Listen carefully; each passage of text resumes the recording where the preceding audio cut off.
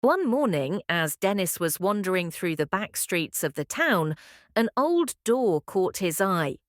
Faded letters above the door read, "Dusty bookshop, be quiet." Dennis didn't really like silence, but books. Now that was interesting.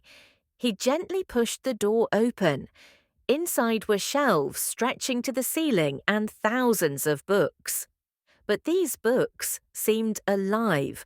Some were trembling slightly, others were almost floating in the air. Suddenly, a thick red book on the floor began to glow. In shiny golden letters, it read, "Open me and step beyond the pages." Dennis giggled. No way! Is this book gonna suck me in? But as soon as he reached out, the book opened on its own. Pages began to swirl like a storm. A flash of light, and whoosh! Dennis was pulled into the light. He found himself in a completely different place. It was a forest, but not a normal one. The leaves were made of book pages, and sentences hung from the branches. Books were flying through the sky like birds. Just then, one of the books hit Dennis on the head. "Hey, watch where you're going," said an annoyed voice. The cover read, "Captain Lupo's Pirate Logbook." The book opened, and out jumped a pirate. "Who woke me up? Where's my map?" Then another book opened. Out came a giant dinosaur, then a spaceship, then a chocolate dragon. Books were flying through the sky and characters were running wild through the forest. Suddenly, an old voice called out, "You've mixed up the stories, little reader." Dennis turned around. An old lady was walking toward him, leaning on a cane made of books. "I'm Granny Bookkeeper," she said with a smile.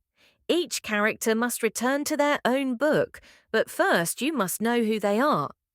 Dennis nodded. "Let's try." He went to the pirate first. "Captain, what page was your map on?" 24, the captain shouted. Dennis opened the book, found the map, and the captain jumped back into his page. Next was the dinosaur. The dinosaur was yelling, "Broccoli!" Dennis smiled.